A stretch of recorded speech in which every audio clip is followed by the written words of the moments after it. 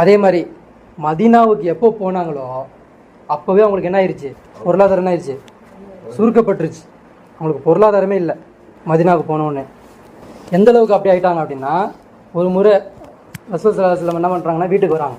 மதீனாவில் போன ஸ்டார்டிங்கில் வராங்க. ரசூல் ஸல்லல்லாஹு ப்ரேயர் பண்ணுற இடத்துல வந்து நல்ல ஒரு விரிப்பு போட்டுருக்கு, நல்ல ஒரு விரிப்பு போட்டு நல்லா இருக்குது.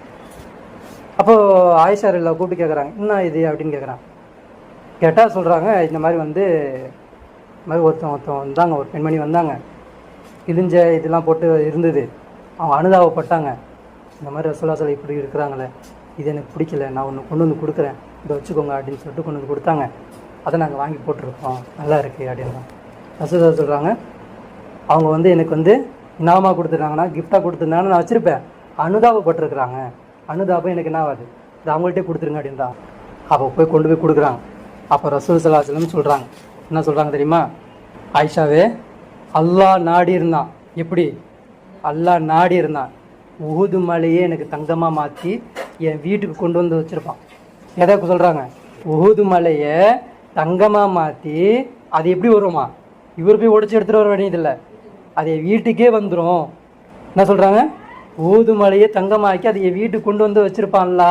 அல்லாஹ் கிட்ட நான் என்ன கேட்டேன் தெரியுமா, யா அல்லாஹ் முஹம்மதுடைய குடும்பத்துக்கு ரொட்டி துண்டுகளை மட்டும் ஆக்கி வைப்பாயாக.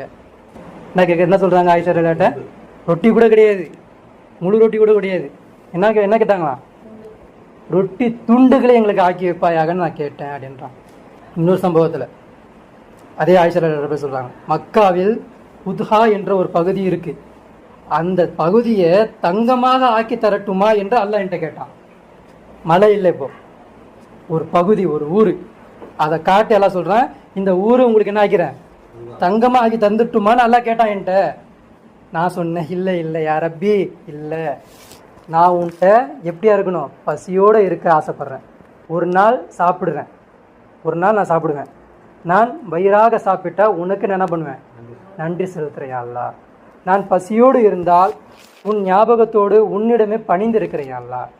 இதுதான் யா அல்லாஹ் நான் ஆசைப்பட்றேன் அப்படிலாம். இதே வார்த்தை, இதே வாசகத்தை யார் பேசியிருப்பா, இப்ராஹிம் நபி பேசுவாங்க. இப்ராஹிம் நபி அவங்க சொல்லுவாங்க, நான் உங்ககிட்ட எப்போ நீ என்னவா இருக்க ஆசைப்படுறேன்னா, உங்கள்கிட்ட எப்பவுமே அப்துல்லாவா இருக்க ஆசைப்படுறேன் அப்படின்னுவான், அடிமையாக இருக்க ஆசைப்படுறேன் அப்படின்னுவான். யார், இப்ராஹிம் நபி. இப்போ அந்த குணத்தில் இருக்கக்கூடிய ரசூலுல்லாஹி என்ன பண்ணுவாங்க, தங்கம் கேட்பாங்களா, ஊரை கேட்பாங்களா, கேட்கல.